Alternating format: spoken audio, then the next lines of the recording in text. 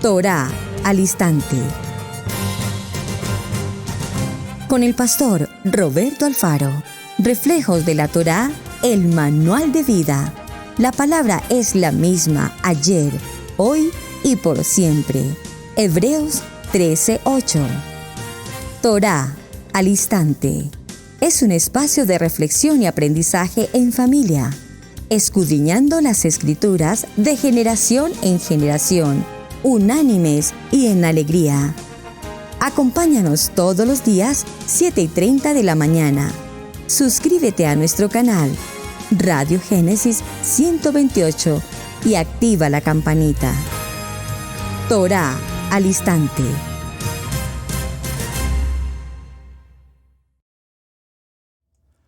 Shalom, mis amados hermanos, bienvenidos a este tiempo especial de Torá al instante. Su hermano pastor Roberto Alfaro les saluda y como siempre les brindo la mejor y cordial bienvenida. Estamos originando desde la ciudad de Cherryville, Carolina del Norte, en los Estados Unidos. Israel, Casa Integral. Muy bien, mis amados hermanos, gracias por acompañarnos y gracias por cada uno de sus mensajes, sus testimonios, sus apreciaciones y sus contextos respecto al tema que venimos tratando. Realmente, pues siempre espero que cada uno de los temas que tratamos sean temas de su interés, más que de su interés, de su estudio, de la preocupación de estudiar, de aprender. Recuerden nuestro lema: amar la palabra, aprender la palabra y vivir la palabra. Y cuando nos enfocamos en el estudio de la palabra, entonces gloriosamente podemos decir: es un privilegio servir a nuestro amado Hashem. Pregunta de la semana: ¿murió Yeshua crucificado en una cruz? Entendemos la palabra crucificado. ¿Murió colgado de una cruz, de un madero?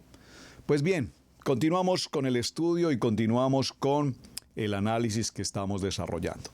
Quiero aprovechar nuevamente para agradecer a nuestro hermano Jerez en Málaga, Santander, que nos envió y nos presentó como consideración ver un video tras la cruz de Jesús. Tuvimos la oportunidad de verlo, lo vi muy detenidamente, muy interesante, en especial porque me encontré con un aspecto del contenido histórico que es muy necesario que conozcamos. La historia, hermanos, la historia. Cuando nosotros hablamos del templo, cuando nosotros hablamos de la vida de Mashiach, o de la vida de Moshe, o de los profetas, o de los patriarcas, realmente necesitamos acudir a la Biblia, y la Biblia nos va a contar, sin ser un libro de historia, nos va a contar la historia de cada uno de ellos. Perdónenme. Aprovecho que estoy tomando un cafecito. Un café Shemini. Saludos, Pastor Johnny, hermano Leonardo, con su programa de día jueves, Café Shemini.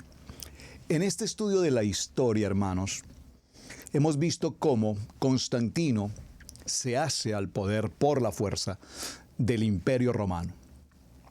Pero Constantino, entrando a Roma, recordemos que vio una visión y en esa visión se le aparece una cruz. Lo que él consideró esa cruz como algo divino, como una señal, incluso hasta una voz que le decía que debía vestir a sus soldados romanos y marcarlos, sus uniformes, sus escudos con la marca de la cruz. Y se empleó por primera vez ese símbolo, la cruz. No ese símbolo cristiano, por favor, corrijamos esta expresión, porque no era un símbolo cristiano. Era un símbolo que él vio y que lo tomó como una señal divina y que le dio esa categoría de cruz. Porque recordemos que hasta este momento, todo aquel que era crucificado, muerto en un madero o en una cruz, pues tenía una condición de maldición. Y es interesante, hermanos, porque pregunta uno en medio de todos estos estudios cómo el pueblo judío podía enterrar a una persona que había sido considerada maldita por el hecho de morir frente a un madero. Esto es un tema muy interesante que vale la pena que usted lo escudriñe. No voy a entrar allí, solo les dejo la inquietud.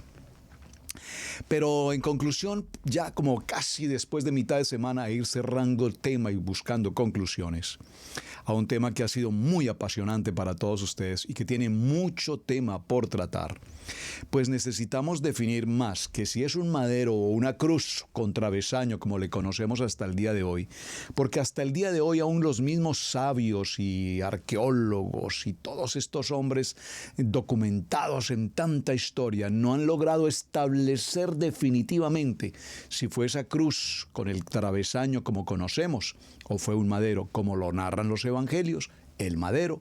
Entonces no vamos a entrar nosotros aquí en Torah al Instante a tomar esa decisión. ¿Qué fue, la cruz o un madero? Lo importante, repito, no es quedarnos en el instrumento. Lo importante aquí es que en la muerte de Yeshua, nuestro Mashiach, viene el milagro de resurrección de la vida, y esto es lo que nosotros celebramos. La forma de instrumento de ejecución de nuestro amado Mashiach, comúnmente llamado cruz, se discute aún todavía para estos tiempos.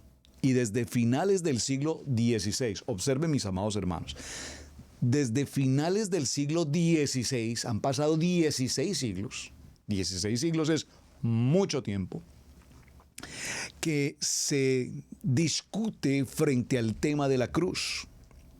Cuando Justo Lipsio distinguió diversas formas de cruz, diversas formas de cruces, que sería algo que me encantaría que nosotros pudiéramos hacer. Igual me gustaría muchísimo que en nuestro estudio personal cada quien establezca cuáles son los tipos, los diseños, los modelos, las formas de cruces, las cruces egipcias, las cruces cristianas, las cruces de otras religiones, las cruces mercantiles, las cruces, hay una inmensidad de cruces y cada una tiene una representación, una tipología, un contexto, por lo tanto.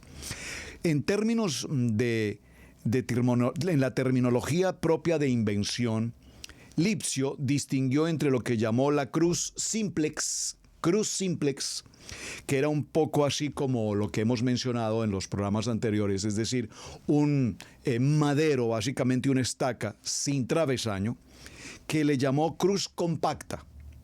Un conjunto de dos postes o vigas de madera, es decir, lo que generalmente se entiende hoy por cruz.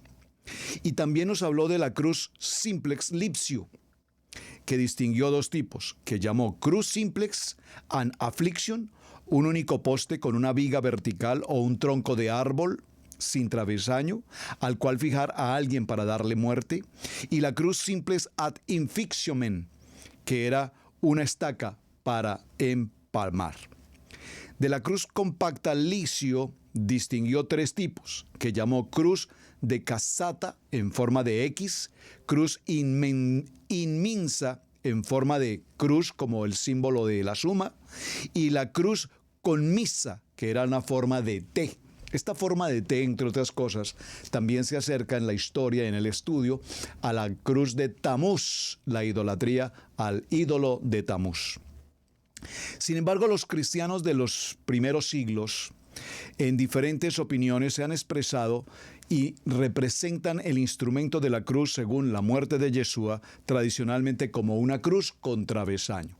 Esto es una representación tradicional, la que se ha utilizado. Y base particularmente para formar esto tiene que ver con el contexto de la Iglesia Católica, que no tienen ninguna doctrina ni fundamento plenamente establecido al respecto. Solamente es una tradición que así lo ha indicado, pero que no ven realmente la manera cómo establecerlo a ciencia cierta que fuese una cruz como ellos lo han diseñado. Vemos, por ejemplo, que la organización llamada Los Testigos de Jehová, por el contrario, enseñan que Yeshua no murió en una cruz, sino en un madero, y que la cruz es solamente un símbolo pagano adoptado a partir del siglo IV de una forma apóstata por el cristianismo bajo la influencia de Constantino el Grande. Esto es muy interesante. Y repito, estoy tomando una biografía muy básica de la información para que aclaremos conceptos. Viendo el video tras la cruz de Jesús este documental maravilloso, apareció en la escena la historia de Helena. Ayer en la enseñanza compartí que la esposa de Constantino. Bueno, esto lo que documento en algunos textos, la esposa de Constantino. Otros textos nos dicen que realmente Helena fue esposa del padre de Constantino, pero que ella era la mamá de Constantino, la mamá. Fuese la esposa, fuese la mamá, vamos a dejarlo así. En el texto, por lo menos que estoy tomando hoy, me habla de la mamá de Constantino, Helena, pero lo que quiero simplemente significar con esta mujer es que ella sabía que ante la muerte de Yeshua, o de Jesús, comillas, se había sucedido un hecho histórico y espiritual muy importante. Así es que ella pide a su hijo, vamos a dejarlo como el hijo, pide a su hijo Constantino, que ahora es el emperador de Roma, que le permita ir hacia el este, hacia Jerusalén. Y es más, el mismo Constantino la envía en esa comisión. Y ella hace un recorrido inmenso por todas las ciudades por las cuales Yeshua caminó, de una en cada uno de los lugares que los documentos, los escritos de la época establecían que Yeshua había estado presente, y ella recorrió absolutamente todos. Pero no solamente los recorrió, sino que ella tenía un propósito. Primero, que hace como una penitencia, como una, Dios, ¿cómo puedo decirlo en una palabra? Como una misión que ella tenía de ir en representación de su hijo Constantino, pidiendo con esta travesía el perdón de los pecados de su hijo. Interesante, ¿verdad? Y es así como la historia de la religión católica ha llegado al punto de hoy considerar a Helena como esa primera gran mujer misionera católica. Ellos la definen como cristiana, entendiéndola desde el punto de vista de su búsqueda por Cristo, pero desde el punto de vista de la religión católica. Recuerden que para la comunidad judía no hay cristianos y católicos. Somos éramos en su momento uno solo.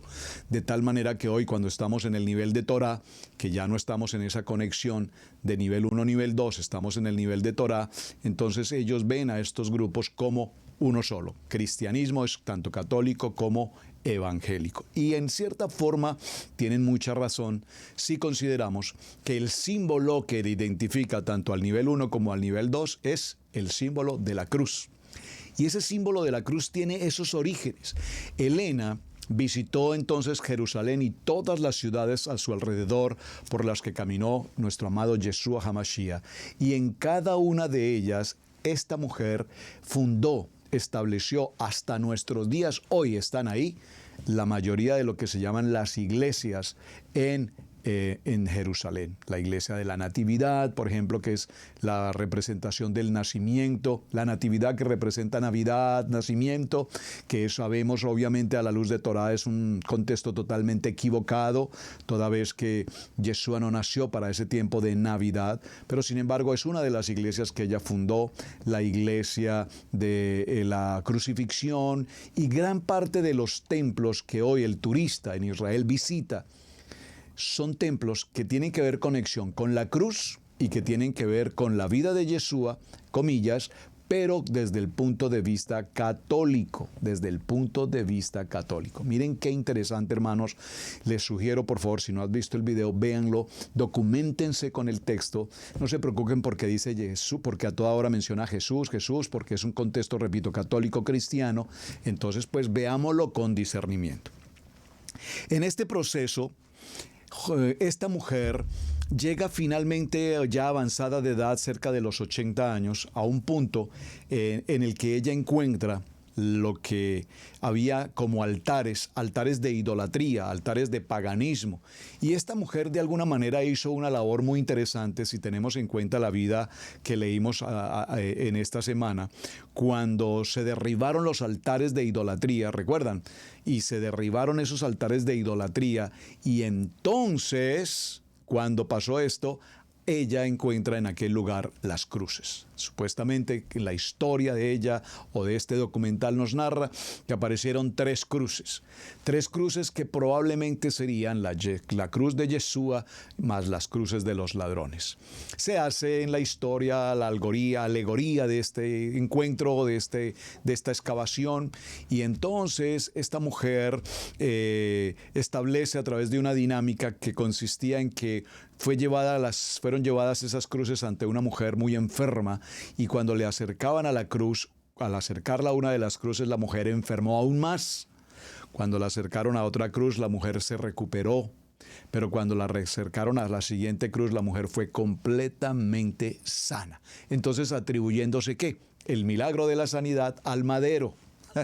Al madero en el cual fue crucificado Yeshua. Estas alegorías, repito, determinaron entonces que esa era la cruz en la que había sido crucificado Yeshua. Y viendo todo este escenario y viendo el documental, por eso les insisto, véanlo por favor, ahora podemos entender con mayor claridad cuánto y de qué manera un instrumento que había sido utilizado como algo indigno, de maldición, de muerte, el mismo Constantino y su madre Helena convirtieron ese instrumento de muerte y ahora lo convierten en un instrumento de victoria, en un instrumento de religión y en un instrumento del cristianismo. De allí cuando vienen las famosas guerras de las cruzadas que se identifican con la cruz. Todo esto tiene que ver hasta qué punto, hasta el punto de nuestros días hoy, en el que el entorno religioso cristiano católico del momento ven la identidad de cada edificio con una cruz, y vemos dentro de los altares de cada congregación la cruz, la cruz, la cruz, la cruz, y por donde quiera que vamos la cruz, y la cruz se convierte entonces en ese símbolo hasta nuestros días de identidad cristiano-católica. Interesante, hermanos. Y digo interesante porque particularmente crecí en ese contexto religioso, crecí en ese contexto evangélico, y como tal adoramos la cruz y como tal adoramos ese instrumento y pensamos que sí, que somos cristianos, porque desde esa historia de Constantino hasta nuestros días, desde Roma hasta nuestros días, se nos infundió, se nos enseñó, se nos demostró, se nos inyectó, perdón la palabra, se nos sembró esa semilla de idolatría con la cruz. Pero como estamos en un nivel de Torah y estamos indagando y profundizando en la palabra, dice el libro de Juan, conoceréis la verdad y la verdad os hará libres. Justino Mártir vio el mismo significado en el episodio de Moshe, que tenía los brazos extendidos a ambos lados. Moshe teniendo sus brazos extendidos a ambos lados.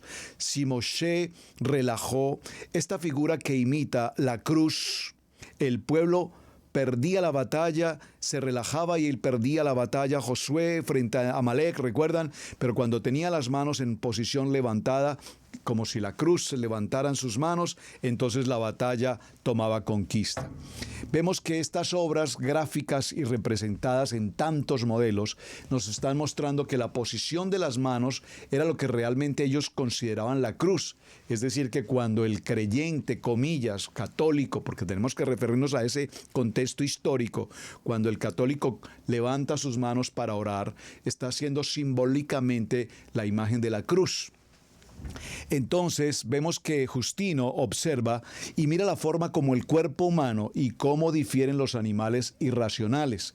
Y vemos que diferimos con los animales en el hecho de que nosotros nos paramos erguidos y nuestros brazos se extienden en forma de cruz, en forma de cruz. Interesante.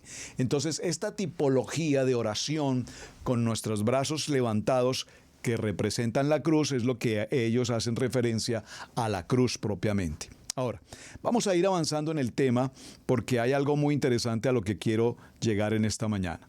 El historiador Eusebio de Cesarea escribió en el año 312. Ese número me gusta porque es un año interesante. Son apenas 300 años de la historia después de la muerte y resurrección de Mashiach. O sea que relativamente son textos cercanos, digo cercanos entre comillas, a lo que verdaderamente pasó. Pero cuando hablamos 5, 6, 7 o 10 siglos después, pues creo que ya la situación cambia.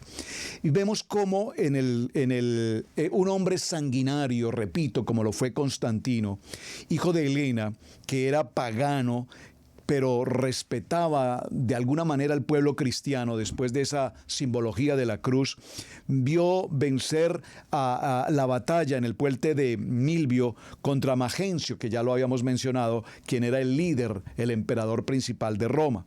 Y vemos que algunos escritores como Rufino, Cesomeo, San Cristómo y San Ambrosio cuentan esta historia maravillosa, y digo maravillosa en cuanto a lo que se hizo por parte de Helena, que ahora es no solamente Helena, la mamá de Constantino, sino que ahora adquiere un calificativo un poco más allá, Santa Helena. Y vemos que en Roma está instituido el edificio, la construcción de la iglesia de Santa Helena, en la que reposa la famosa tablilla que mencionamos ayer. Espero que hayan hecho su análisis, su observación, hayan buscado la gráfica. Yeshua Nazareno, Rey de los Judíos, en hebreo, en griego y en latín. Espero que hayan hecho su tarea. Por favor, avancen con su tarea. En el siglo V comenzó a celebrarse todos los 14 de septiembre la fiesta. Se empezó a celebrar una fiesta llamada la Exaltación de la Santa Cruz. Esto en la ciudad de Roma, y comenzó a celebrarse al menos desde un par de siglos después. Las primeras representaciones pictográficas de la cruz que podemos encontrar hasta el día de hoy sostienen a Helena sosteniendo una cruz, y esto ha representado que era la manera como ella definitivamente había logrado encontrar la verdadera, legítima y auténtica cruz en la que fue crucificado nuestro amado Mashiach. Cuando los cristianos alcanzaron el poder y se convirtieron en una religión dentro de lo que era el Imperio Romano, entonces la cruz se convirtió en ese momento en el símbolo de adoración en variadas formas. La cruz presidía todo acto religioso sobre el altar o cerca de él. Entonces esa cruz, que venía de ser una condición, maldito todo aquel que es puesto en una cruz, ahora esa cruz pasa a colocarse en una posición de privilegio, de autoridad, de identidad en el contexto cristiano. La cruz procesional que encabeza el rito de entrada en las ocasiones más solemnes, y parece ser el origen de que luego el lugar de la celebración esté presidido por ella. Ustedes han visto hasta nuestros días, hoy en muchos de nuestros países se hacen las famosas procesiones en el tiempo de, comillas, Semana Santa, y siempre las procesiones van presididas por la cruz. ¿De dónde viene toda esta tradición? ¿De dónde viene toda esta idolatría? ¿De dónde viene todo este paganismo? De aquí, mis amados hermanos, del contexto pagano, idólatra romano a través de Constantino y de su querida mamá Helena. Digo querida, pues por ser una mujer, pero en el sentido de que esta mujer sí cumplió una labor interesante. Hablábamos con mi amada esposa Pili, la pastora Pili, sobre el tema. Y ¿qué propósito tenía Hashem en esta mujer para que ella hiciera toda esta travesía por Jerusalén y buscara con los sabios, con los rabinos, con el pueblo judío la historia? No hay la menor duda de que Helena tuvo cercanía y conocimiento de textos y documentos a la luz de la Torá. Pero para ella hoy se identifica en su biografía como una mujer luterana, como una mujer de la religión católica luterana, y hasta nuestros días es considerada una santa en el contexto de la historia católica. En cada casa, en cada hogar se instaura y se clava una cruz en cada pared como protección supersticiosa contra los fantasmas. Y aquí surge algo muy interesante que tiene que ver con la superstición y tiene que ver con el talismán. Esa palabra talismán, espero que usted comprenda el contexto de lo que es un talismán.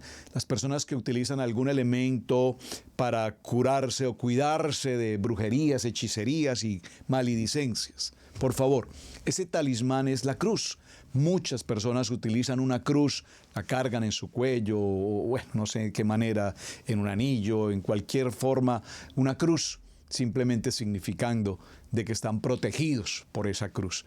Ustedes ven cómo los deportistas en su contexto religioso, los deportistas hoy cuando celebran su victoria, ¿qué hacen ellos? Se hacen la señal de la cruz, representando una identidad, repito, católica cristiana, y de esta manera se obedece a todo un proyecto desde Roma. Al enterrar a una persona, para aquel tiempo estaba prohibida la cremación, se incrusta una cruz en la tierra, se le cubre y se establece que esa persona tiene ese vínculo de identidad cristiana.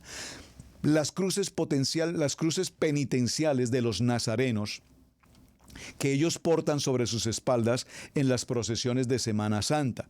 La cruz de oro o de plata como adorno, como joya. Muchas personas llevan esto, repito, colgados en sus cuellos. La señal de la cruz que los cristianos trazan sobre otras personas, sobre objetos o sobre sí mismos, a la manera de una bendición mágica. No sé si usted pasó por la experiencia de que su padre lo bendijo. Yo pasé por esa experiencia. Cuando salí de mi casa a mi celebración de boda, mi compromiso matrimonial, y pedí la bendición de mis padres, pues me postré justo frente a papá, mamá, pedí su bendición y ¿cómo me bendijeron? Oraron por mí y me dieron la bendición de la cruz. Todo dentro de un contexto religioso, parece que todo es lindo, todo es bello, todo es hermoso, pero hoy entendemos a la luz de la Torá que este acto no es absolutamente toraico. ¿De acuerdo? Esto es, abramos nuestros ojos y nuestro entendimiento para que entendamos. Yo sé que esto puede tocar susceptibilidades, yo sé que esto, ustedes muchos hermanos van a decir, uy pastor, pero por favor, no hermanos. Estamos enseñando lo que la palabra nos enseña. Esto no es un concepto personal, esto no es una opinión mía, esto es el estudio que la palabra nos enseña. Abramos nuestros ojos y nuestro entendimiento y nuestro corazón para que la palabra nos ministre.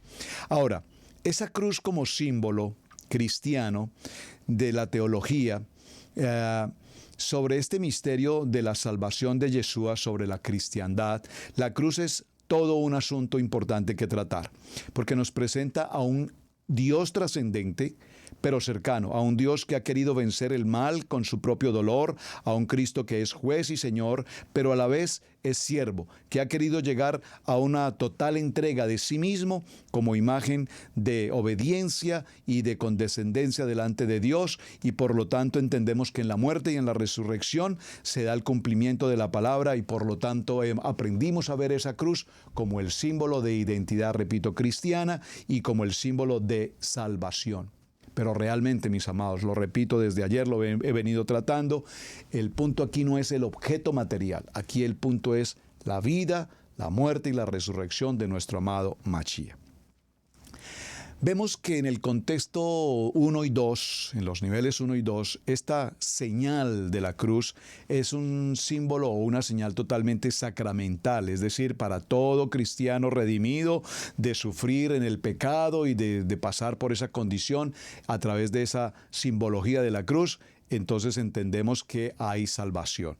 Y quiero que profundicen, mis amados hermanos, en el tema de la celebración de esta Santa Cruz, porque el día 3 de mayo, la invención de la Santa Cruz, cuando la emperatriz Helena presentó una cruz y afirmó que era la reliquia del madero en la que habían sido crucificado nuestro amado Yeshua, entonces ese 3 de mayo, cuando esto se sucede, nos lleva a una fecha del 14 de septiembre en el que se da la exaltación de la cruz. Y cuando se da esa exaltación de la cruz, entonces hasta nuestros días seguimos hoy todavía aún celebrando la Santa Cruz.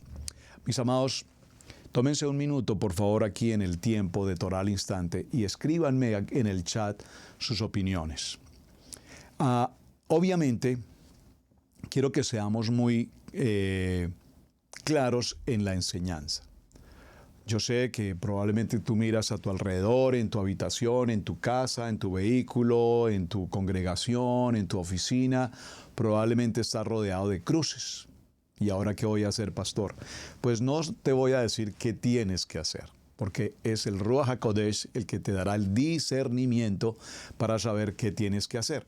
Si ya tú empiezas a estudiar el tema, empiezas a conocer la verdad y la verdad te da absoluta paz y shalom en tu corazón, ya sabes lo que tienes que hacer. Yo particularmente sé, porque el Eterno así me lo ha revelado, y no precisamente hoy, de otra ocasión, que hay algo que tengo que hacer justamente en nuestra congregación. Y los hermanos que me están escuchando y son parte de la congregación local saben a qué me refiero. Necesitamos hacerlo. Hoy mismo necesitamos hacerlo. Por lo tanto, esa celebración de la cruz no es parte de nuestra vida en el nivel 3 de Torah. No es la celebración que nosotros podemos hacer como un elemento pagano, como una ideología del nivel 1 o nivel 2, porque ahora nos encontramos en este nivel de Torah. Y recuerden, ni Yeshua, ni los discípulos, ni el entorno de Yeshua, ni el pueblo judío fueron parte de la celebración de la cruz. Todo lo contrario, era hasta el momento el elemento más indigno que podía existir hacia la vida de una persona. Vamos a nuestra pausa y regresamos en un momento. Mateo 10, 6 al 7. Vayan mejor a las ovejas perdidas de la casa de Israel. Y al ir, proclamen, el reino de Yahweh está cerca. Suscríbete a nuestro seminario Raíces Hebreas.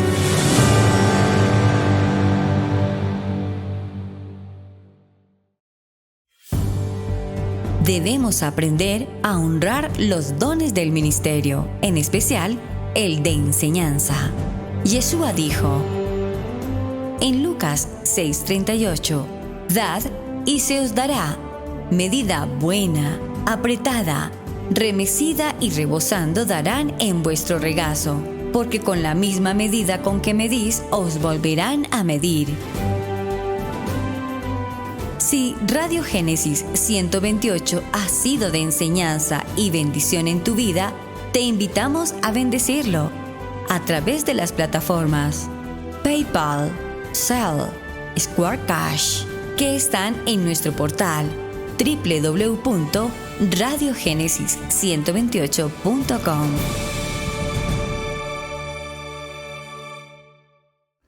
Bueno, mis amados, muy bien, continuamos con nuestro tema para esta semana. Murió Yeshua en una cruz. Acompáñenme por favor al primer libro a Corintios, en el capítulo 10. Primer libro a Corintios, en el capítulo 10, y vamos a tomar una porción en el verso 14. Por favor, acompáñenme, primer libro a Corintios, capítulo 10, verso 14. Dice la palabra, léalo conmigo. Por tanto, amados míos, huid de la idolatría. Y recordemos que estamos hablando de idolatría desde el punto de vista en el que el Imperio Romano forma, impone y dispone el elemento de la cruz como un elemento de victoria y de identidad para el cristiano. No podemos pasar por alto, como dijo Pablo, en qué momento ustedes recibieron tanta información que los hizo allegarse a un punto de identidad con un elemento material, desconociendo la obra propiamente de mi amado Mashiach en el madero. No olviden, habla Pablo, de la forma como ustedes han entregado la vida en medio de tantas circunstancias adversas como el Coliseo romano. ¿Acaso usted puede olvidar, mi amado creyente, cómo el pueblo cristiano, el pueblo creyente en esa manera, en ese nivel, fueron llevados como esclavos y puestos como alimento de las fieras salvajes, de los leones y demás, y además puestos en esas condiciones infrahumanas como gladiadores y muerte salvaje en medio del Imperio Romano?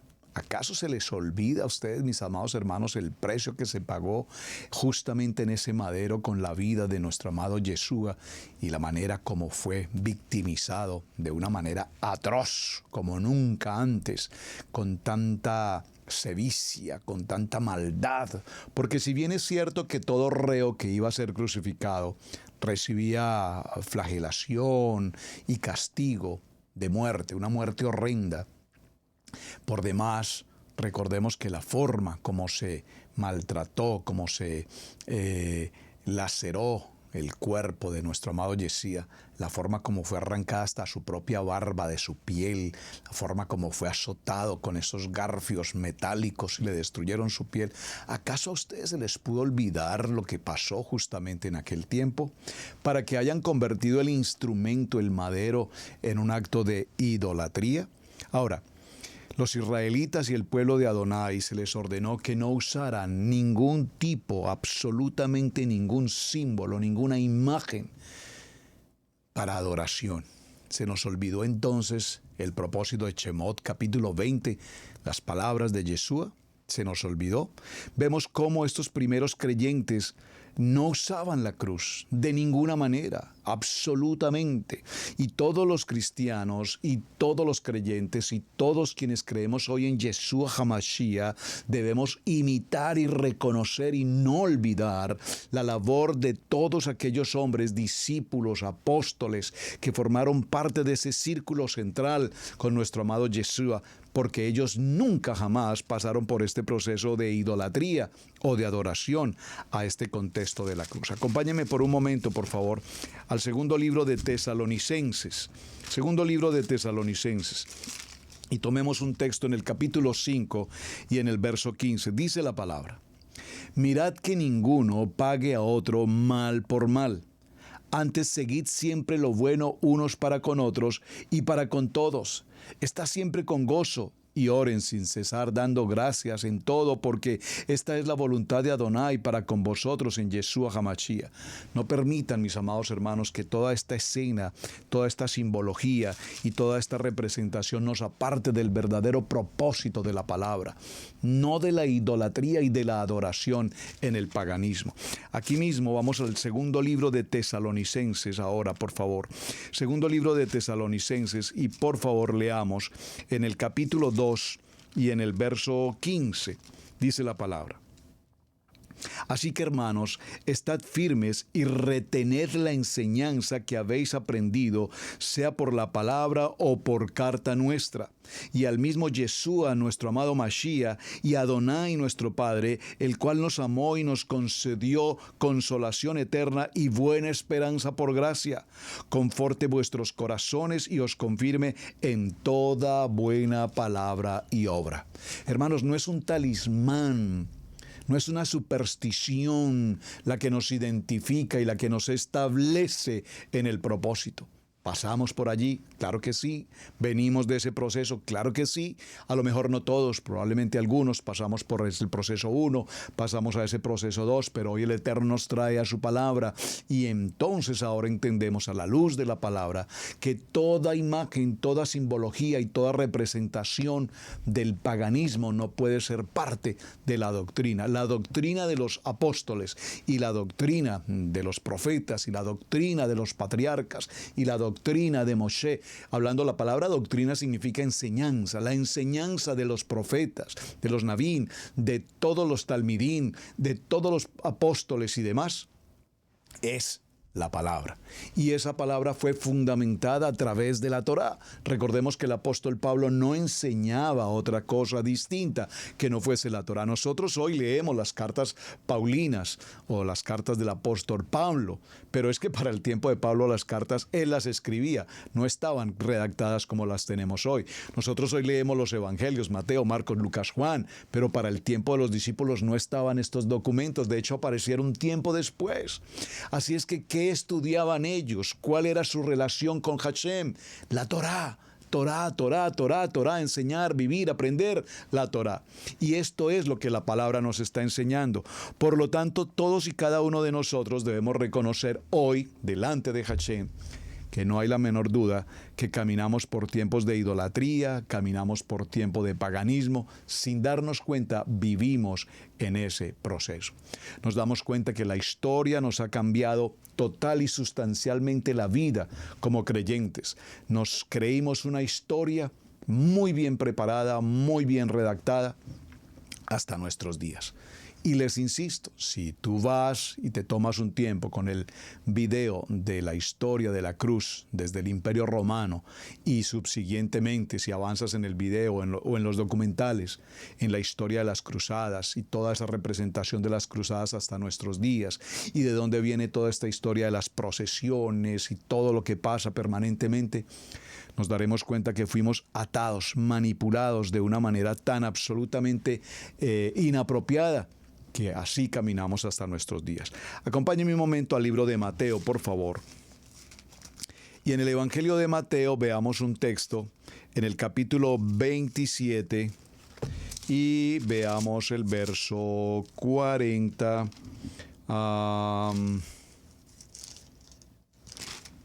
Un poco antes. El capítulo 32. Ya sobre este capítulo habíamos leído, vamos a detenernos brevemente en este texto. ¿Por qué? Este mismo texto lo vamos a encontrar en Marcos capítulo 15, verso 21, en Lucas capítulo 23, verso 26 y en Juan capítulo 19, verso 17. Sería interesante hacer esa correlación de los evangelios porque cada uno nos narra la manera y la historia y tiene algunos detalles más o menos que es importante resaltar. Veámoslo inicialmente en Mateo. Cuando salían, hallaron a un hombre de Cirene que se llamaba Simón. A este obligaron a llevar el madero.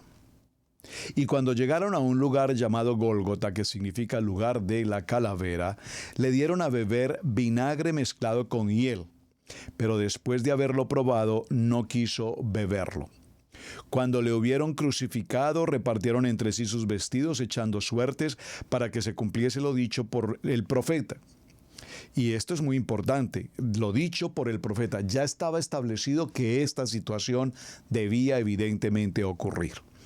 Entonces tomaron los vestidos, se echaron suertes entre sí, partieron entre sí mismos los vestidos y sobre mi ropa echaron suertes.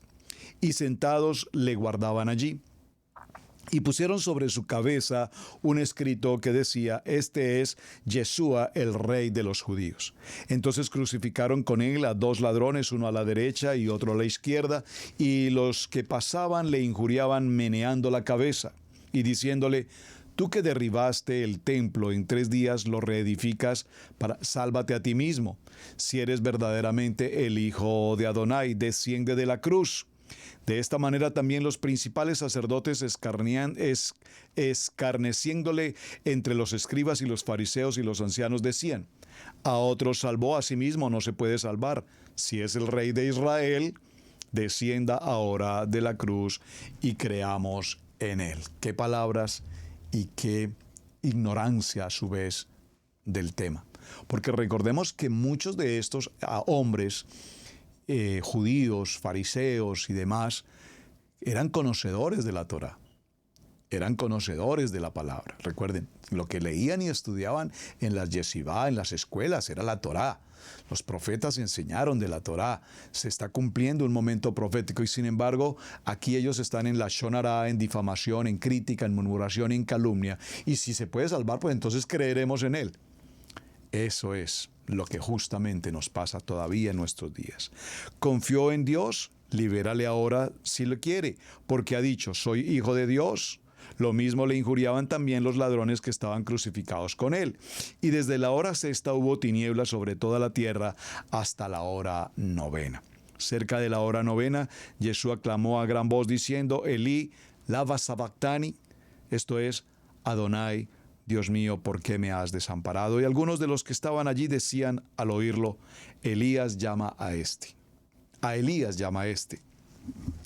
A Elías llama a este. Es decir, que algunos de los que estaban allí, ¿quiénes eran? Soldados romanos, pueblo judío, que estudiaban Torá, que conocían al profeta Elías y que hablaban a este está clamando por el profeta Elías. Y al instante, corriendo uno de ellos, tomó una esponja y la empapó en vinagre y poniéndola en una caña, le dio a beber. Pero los otros decían: deja, veamos si viene Elías a librarle. Mas Yeshua, habiendo otra vez clamado a gran voz, entregó su espíritu. Por favor, entregó su espíritu. Es importante esta expresión, ténganla muy presente, porque realmente nosotros hablamos de que le mataron, pero realmente Él entregó su espíritu. Y he aquí, el velo del templo se rasgó en dos, de arriba abajo, y la tierra tembló, y las rocas se partieron, y se abrieron los sepulcros, y muchos cuerpos de santos que habían dormido se levantaron, y saliendo de los sepulcros después de la resurrección de Él, vinieron a la santa ciudad, y aparecieron a muchos. El centurión y los que estaban junto a Él guardándole, vieron el terremoto y las cosas que habían sido hechas y temieron en gran manera y dijeron, verdaderamente, este era el Hijo de Adonai. Es decir, la única manera posible para que las gentes crean en que verdaderamente Él es Adonai, nuestro Yeshua HaMashiach, es cuando se produce el caos, la persecución. Entonces aquí aplica muy bien la frase de nuestra amada pastora Pili, lo aprenderás por revelación o lo aprenderás por persecución. Parece que este pueblo eligió aceptarlo por persecución y los soldados dicen, ciertamente, verdaderamente, este era el Hijo de Dios. Estaban allí muchas mujeres mirando de lejos, las cuales habían seguido a Yeshua desde Galilea, sirviéndole. Gracias, mujeres de la red élite de intercesión en Israel Casa Integral por esa labor tan extraordinariamente apasionante y maravillosa de la intercesión que se hizo justo este fin de semana. Mis respetos, qué glorioso tiempo de intercesión. Aquí lo vemos, estas mujeres estaban allí mirando desde lejos, acompañando al Maestro y le habían seguido desde Galilea, sirviéndole en todo lo que sea necesario. Amén. Entre las cuales estaban María Magdalena, María la madre de Jacobo y de José, y la madre de los hijos de Zebedeo. Muy bien, ¿por qué quise hacer esta pequeña lectura, mis amados hermanos? Porque evidentemente este texto, como cada uno de los distintos textos en los evangelios, nos van a narrar con detenimiento el protocolo. Digo el protocolo porque había un modelo que seguir. La manera como se crucificaba a un madero, cuando se llevaba a un reo a un madero, cumplía ciertos protocolos, determinados puntos que se debían tratar. Es como un poco hoy cuando se da una situación de sentencia, condenación, etcétera, hasta que se dicte la sentencia final. Entonces, ese protocolo perfectamente escrito y establecido en cada uno de estos textos, lo tomé, repito, lo quise leer con detenimiento. ¿Por qué? Porque evidentemente cada uno de ellos nos habla con propiedad de que el Imperio Romano cumplió al pie de la letra cada uno de esos protocolos. Veamos un momento en Lucas capítulo 23, un poquito también el detalle, cómo Lucas lo narra y de qué manera se cumplió este protocolo. Vemos que la primera parte en Lucas 23 nos habla, levantándose entonces toda la muchedumbre de ellos, llevaron a Yeshua ante Pilato. Aquí es interesante mencionar a Pilato, porque este Pilato pasa a la historia de la humanidad como ese juez que justamente tiene la responsabilidad de librar o condenar a Yeshua HaMashiach. Librar o condenar, la decisión más difícil de la humanidad. Librarlo o condenarlo. Pero, ¿qué sucedió con este hombre? ¿Tomó una decisión espiritual o tomó una decisión política? Es una muy buena pregunta, sabemos la respuesta. Y comenzaron a acusarle diciendo, a este hemos hallado que pervierte a la nación y que prohíbe dar tributo al César, diciendo que él mismo es el Mashiach, un Malach, un rey.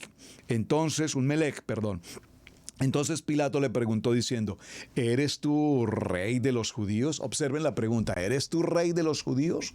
Porque aquella tablilla colocada sobre su cabeza, inscrita en los 3 idiomas, hebreo, griego y latín, tenía justamente esta inscripción: Yeshua Nazareno, el rey de los judíos. ¿Y quién ordenó esa tablilla? Pilato ordenó que se colocara esa identidad justo en aquel madero. Entonces respondió Yeshua y le dijo, tú lo dices. Como quien dice, tú lo dices, así lo has de escribir. Yeshua, el rey de los judíos. Entonces Pilato le preguntó, ¿eres tú el rey de los judíos? Y Pilato dijo a los principales sacerdotes y a la gente, ningún delito hallo en este hombre, ningún delito hallo en este hombre. Pero ellos porfiaban diciendo: alborota al pueblo, enseñando por todo Judea, comenzando desde Galilea hasta aquí. Entonces Pilato, oyendo decir Galilea, preguntó a los hombres: ¿era Galileo? Y al saber que era de la jurisdicción de Herodes, le remitió a Herodes de que en aquellos días también estaba en Jerusalén. Herodes vino a Yeshua, se alegró mucho porque hacía tiempo que deseaba verle, porque había oído muchas cosas acerca de él y esperaba verle hacer alguna señal. Por favor, observen esta delicia de lectura. Herodes ya había escuchado de la obra maravillosa y grandiosa de Yeshua, los milagros, resucita a los muertos, sana paralíticos, hace oír a los sordos, da la vista a los ciegos y sana a todos los enfermos, libertad a los cautivos. Y Herodes se enteró y quería conocerle. Y le hacía muchas preguntas, pero él a nada respondía. Esto es muy importante, hermanos. Muchas preguntas, pero a nada respondía. A veces nosotros queremos darle respuesta a todo de una manera teológica, y más que teológica, de un sentido lógico o de un pensamiento racional, humano y de un pensamiento naturalmente del común que nada tiene que ver con la palabra de Hashem. ¿Por qué venimos a este tercer nivel? ¿Por qué estamos estudiando Torah? ¿Por qué estamos tratando un tema tan delicado y tan importante como el tema de la cruz?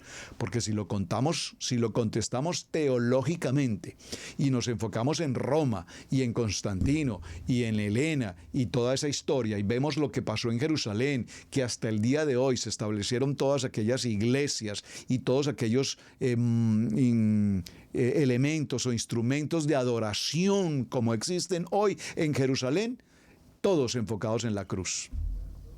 Todos enfocados en la cruz.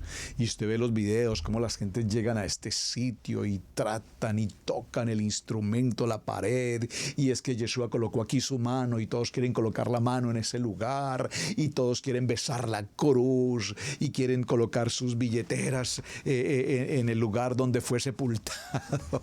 Por favor, perdónenme que haga este ejercicio, pero es que es indigno, hermanos, que el creyente haya llegado a un nivel de tanta idolatría, que nos enseñaron todos estos procesos que estamos viendo en la historia hasta nuestros días. Ahora, yo puedo entender, si colocan las manos para sanidad a una pared o a un instrumento, a un madero, esto perteneció a Yeshua. Es como, perdónenme que por favor, recíbanmelo con amor para la enseñanza.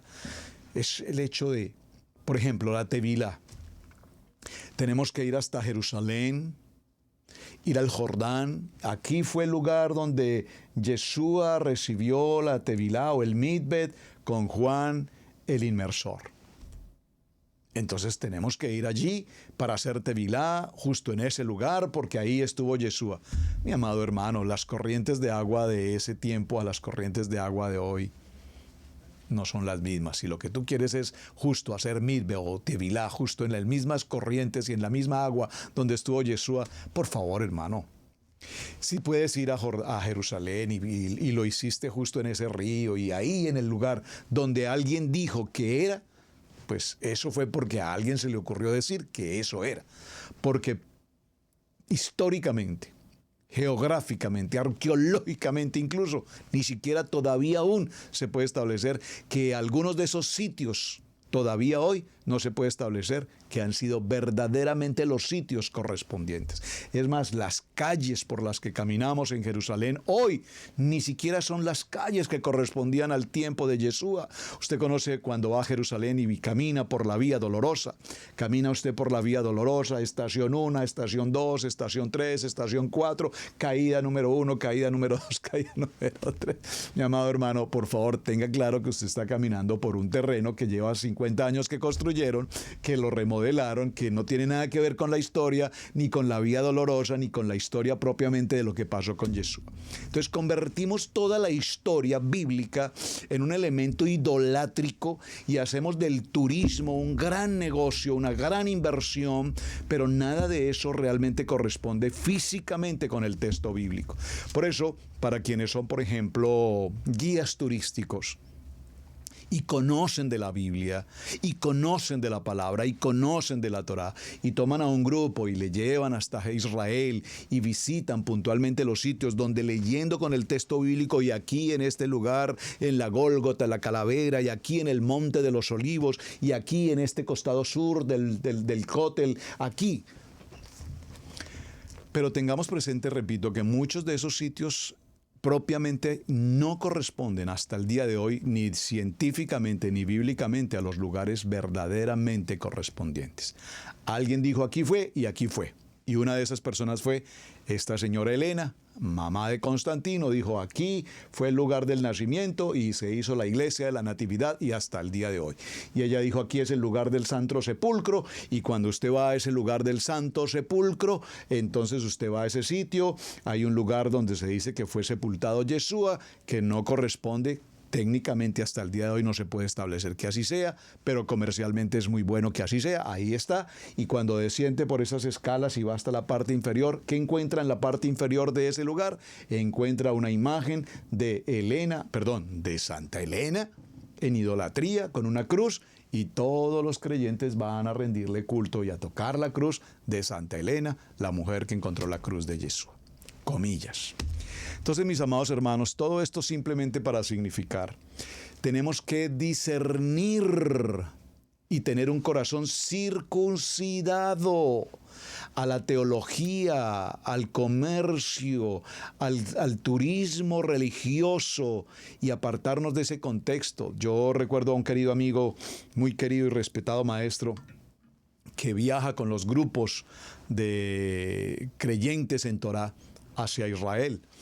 Y él me decía, cuando yo estoy en Israel y vamos a hacer Tevilá, yo no acostumbro a ir justamente al sitio que públicamente y turísticamente se conoce como el Jordán, el lugar donde Yeshua hizo Tevilá. No lo hago. Primero por lo mismo, porque no está establecido que ese es justamente el lugar, número uno.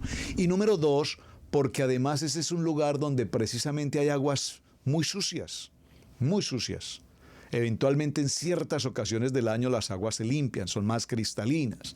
Me dice, pero el río Jordán es tan extenso que yo no tengo necesidad de ir a pagar ciertas cantidades de dinero en ese lugar para entrar, ciertas cantidades de dinero para que te den unas batas blancas y te faciliten las toallas y demás en ese lugar, pagar, comercio, sino que nosotros vamos a otros puntos del río Jordán donde podemos accesar libremente y donde hay aguas absolutamente cristalinas que son el río Jordán, y hacemos Tevilá en el río Jordán, en un lugar que tenemos muy claro, muy especial, muy definido.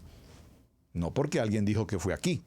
¿Me están captando a dónde quiero llegar, amados hermanos? Porque entonces, si eso fuese así, todos los que hemos hecho Tevilá en el río de Cherryville o de Shelby o en los parques de los ríos en Orlando o en Boston o en Chicago o en tantos lugares o en Colombia, en los ríos a las salidas de Bogotá, entonces ese Tevilá no funciona porque es que ese no es el río Jordán. No, amados hermanos, no hagamos un asunto de carácter religioso al punto de salirnos del contexto verdaderamente espiritual. Es tu corazón con Hashem. Y bueno, mis amados, creo que vamos a llegar hasta este punto. El tema, como ustedes han podido notar, es un tema muy interesante, es un tema que trae mucho tema para tratar, mucha tela de dónde cortar. Pero yo les invito, no se queden con la charla solamente que estamos viendo en Torah al instante, por favor. Prométanme que van a profundizar en el tema, van a evaluar temas que he sugerido y que he tratado, que pueden llevarnos a una mejor conclusión. La conclusión, básicamente ya la he mencionado y la voy a repetir, es que no se queden nuestros ojos y nuestro corazón puestos en el contexto de la idolatría de un madero. Llámese madero como estaca, como árbol, o llámese madero como cruz con travesaño. No vamos a entrar a definir eso porque hasta nuestros días todavía la ciencia no ha definido tampoco esto. Entendemos y ha sido considerado como la cruz que todos conocemos. Sabemos que hay muchos tipos y tipologías de cruces de muchas maneras. De hecho, cruces no solamente como conocemos la cruz cristiana, sino cruces de sentido totalmente pagano e incluso cruces de sentido satánico. Entonces tenemos que identificar ese instrumento. Pero lo único en lo que nuestros ojos están puestos y hemos estado fundamentados es en la resurrección, en la muerte y resurrección de nuestro amado Mashiach.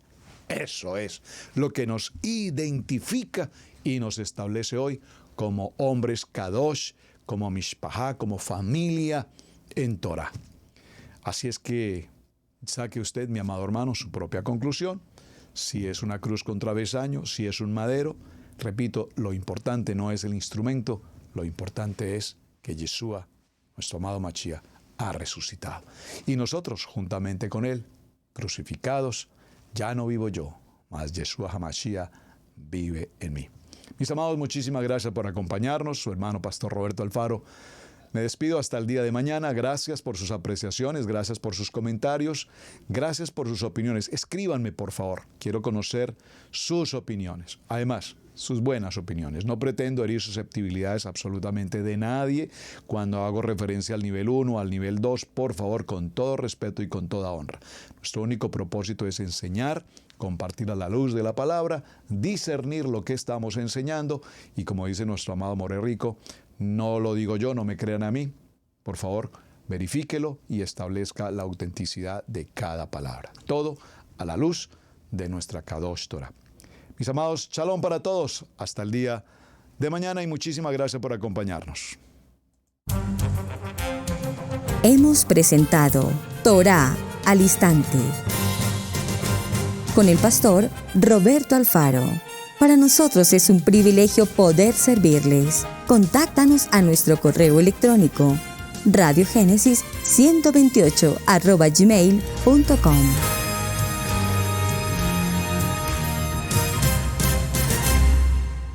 Amigos, gracias por ver el video del día de hoy. Aquí te dejamos 2 videos que te sugerimos que veas también en nuestra plataforma de Radiogénesis 1.28. Y en la mitad de la pantalla, con tu control remoto, podrás suscribirte a nuestro canal. Gracias por estar en Radiogénesis 1.28, la frecuencia de la familia.